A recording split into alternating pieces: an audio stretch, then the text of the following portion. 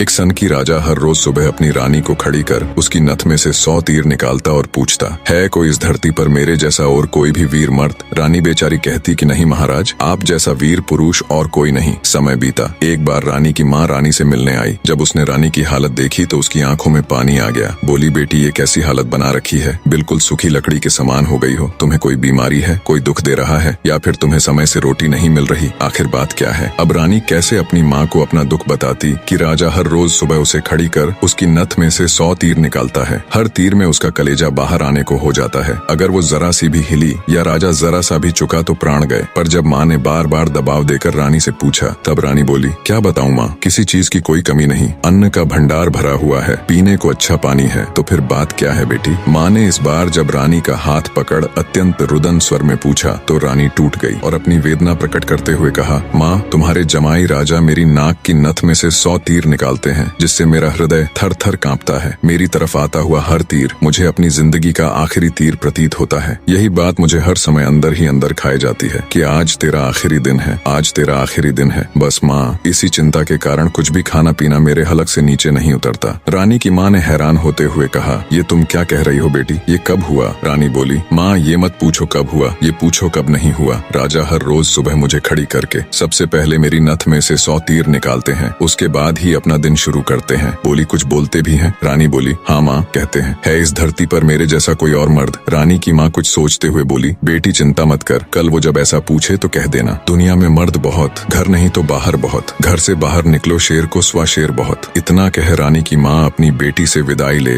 अपने घर चली गई। अब रानी को इंतजार था तो बस अगली सुबह का। राजा ने सोती हुई रानी को हाथ पकड़कर उठाया और कहा, रानी आ जाओ, समय हो गया। रानी ने सोचा, हे भगवान, बस आज और बच जाऊं, फिर तो जो माँ कहकर गई थी वो बोल दूंगी। और उठकर बाग में जाकर आंख बंद करके अपनी नथ पकड़कर खड़ी हो गई। राजा ने रोज की तरह एक के बाद एक 100 तीर रानी की नथ में से निकाले। तीर निकाल राजा बोला, बोल रानी, है दुनिया में मेरे जैसा कोई और शूरवीर मर्द? रानी हिम्मत जुटा बोली, महाराज दुनिया में शूरवीर मर्द बहुत, घर नहीं तो बाहर बहुत, आप बाहर निकल के देखो शेर को सवा शेर बहुत। राजा हैरान होते हुए बोला, ठीक है रानी, अगर यही बात है तो कुछ खाने का सामान दो, मैं जा रहा हूँ बाहर शूरवीर मर्द देखने, मैं भी तो देखूं है कोई मुझसे ज्यादा शूरवीर मर्द इस दुनिया में। थोड़ा बहुत खाने पीने का सामान ले राजा निकल पड़ा। चलते चलते एक कच्चे रास्ते पर हो लिया। थोड़ी दूर ही चला तो आगे देखा एक आदमी रास्ते के किनारे पर लेटा ऊपर की तरफ एकटक देख रहा है। राजा को बड़ा कौतूहल हुआ। ऊपर की तरफ देखा तो उसे सिवाय सूर्य की तेज किरणों के कुछ दिखाई नहीं दिया। गया जिज्ञासावश उसके पास और पूछा, क्यों भाई, ऊपर क्या देख रहे हो?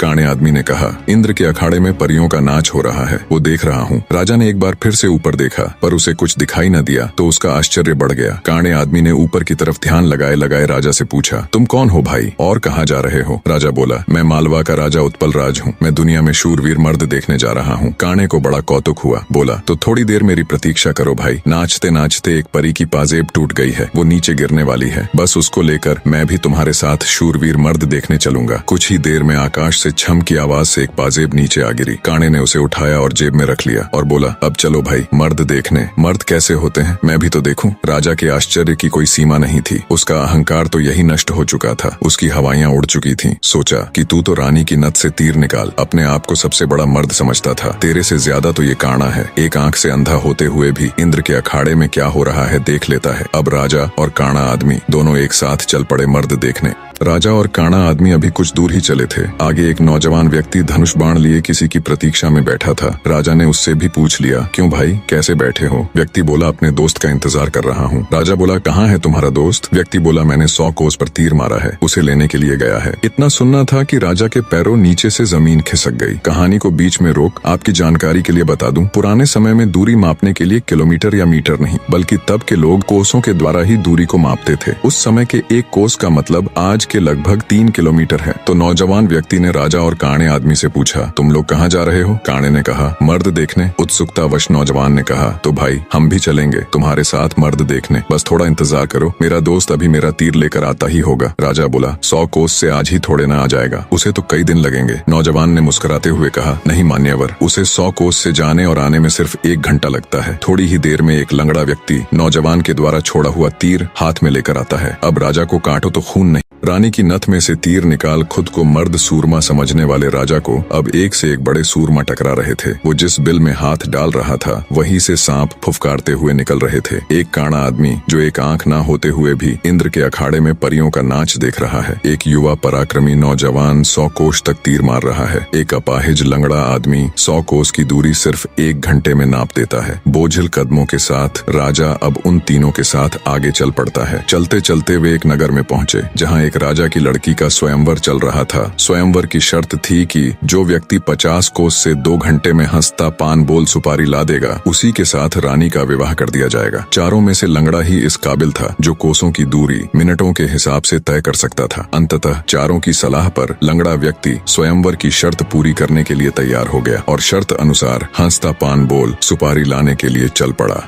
रानी के स्वयंवर की शर्त अनुसार लंगड़ा व्यक्ति तेजी के साथ उस दिशा में बढ़ने लगा जहां हंसता पान बोल सुपारी का पेड़ था। अपनी दिव्य गति से थोड़े ही समय में वो उस पेड़ के पास जा पहुंचा। उसने सुपारी तोड़ी और अपनी जेब में डाल ली। सोचा अभी तो बहुत समय है, क्यों ना थोड़ी देर सुस्ता लिया जाए। ये सोचकर वो उस पेड़ के नीचे सुस्ताने के लिए लेट गया। ठंडी हवा के झोंकों से जल्दी ही उसकी आंख लग गई। उधर तीनों की समय बीतने के साथ साथ चिंता बढ़ रही थी। 2 घंटे पूरे होने को आए थे, बस थोड़ा समय ही बचा था। नौजवान तीरंदाज ने कहा, इतना समय तो उसे कभी नहीं लगता, जरूर कुछ बात है। काने आदमी ने कहा, रुको मैं देखता हूँ। जब काने ने देखा तो वो पेड़ के नीचे सो रहा था और पेड़ से एक खूंखार जहरीला सांप उसे काटने के लिए उसकी तरफ बढ़ रहा था। जब ये बात उसने साथियों को बताई कि वो तो सो रहा है और एक जहरीला सांप उसकी तरफ बढ़ रहा है, तब तीरंदाज नौजवान ने काने से कहा, तुम मेरे तीर का निशाना सांप के फन पर लगाओ। काने ने कहा, हाँ ये ठीक है, निशाना लगाकर मैं हुंकारा भरूं तब तुम तीर छोड़ देना। काने ने तीर को सांप के फन की दिशा में लगाकर जैसे ही हूं कहा, तीरंदाज ने तीर छोड़ दिया। तीर सीधा जाकर सांप के फन पर लगा और धड़ाक की आवाज के साथ सांप नीचे गिर गया। आवाज सुन लंगड़ा आदमी हड़बड़ाहट के साथ उठकर बैठ गया। देखा तो एक जहरीला सांप उसके पास मरा पड़ा है और उसके दोस्त का तीर सांप को लगा हुआ है। सारा माजरा समझते उसे देर न लगी। वो दिव्य गति से नगर की ओर दौड़ा। समय रहते वो हंसता पान बोल सुपारी लेकर राजमहल पहुंच गया। अब समस्या ये थी कि राजकुमारी पर असली हक किसका है। राजा अगर घर से मर्द देखने नहीं चलता तो ये सारा किस्सा ही शुरू नहीं होता। काना अगर अपनी दिव्य दृष्टि से देखकर लंगड़े व्यक्ति को सांप से नहीं बचाता तो राजकुमारी के स्वयंवर की शर्त कैसे पूरी होती। नौजवान तीरंदाज के पास 100 कोस तीर चलाने की क्षमता न होती तो भी उसके मित्र को सांप डस लेता और शर्त पूरी नहीं होती। लंगड़े व्यक्ति के पास दिव्य गति न होती तो भी राजकुमारी स्वयंवर की शर्त पूरी न होती।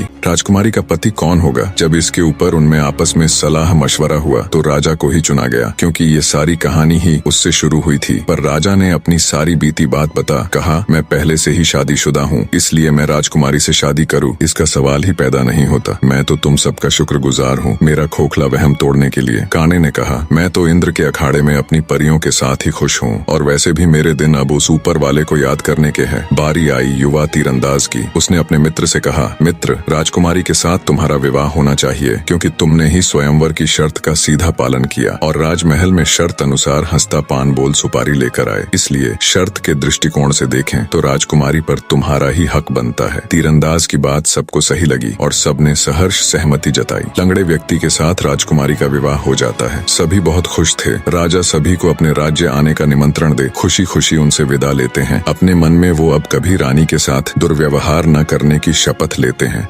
निष्कर्ष, वास्तविक वीरता केवल बाहरी शक्तियों में नहीं बल्कि आंतरिक विनम्रता, संयम और दूसरों की महत्ता को समझने में होती है। राजा उत्पल राज्य ने स्वयं को सबसे बड़ा शूरवीर माना और अपने अहंकार में अंधा हो गया था। वह अपनी रानी पर अत्याचार कर अपनी वीरता का प्रदर्शन करता था, परंतु वास्तव में वह अपने भीतर की हीन भावना और असुरक्षा को छिपा रहा था। अपनी यात्रा के दौरान राजा की ऐसे व्यक्तियों से मुलाकात होती है जिनकी क्षमताएं उससे कहीं अधिक होती हैं। उस एक आंख वाले व्यक्ति का दिव्य दृष्टि से इंद्रलोक का नृत्य देख पाना, उस युवा तीरंदाज का 100 कोस दूर तक तीर मारना और अपाहिज व्यक्ति का अद्वितीय वेग से दूरी तय करना, ये सभी घटनाएं राजा को यह समझाती हैं कि यह संसार अप्रतिम और असीम क्षमताओं का भंडार है। हर व्यक्ति में कुछ न कुछ विशिष्टता होती है और किसी को भी स्वयं से निम्न समझना उसके प्रति अन्याय है। अंततः सच्ची महानता और शक्ति आत्मनिरीक्षण, अपने अहंकार को त्यागने और हर व्यक्ति को उसकी श्रेष्ठता के साथ स्वीकार करने में है। अहंकार नष्ट करने से व्यक्ति का हृदय प्रेम, आदर और करुणा से भर जाता है, जो कि आध्यात्मिक उन्नति का मार्ग है।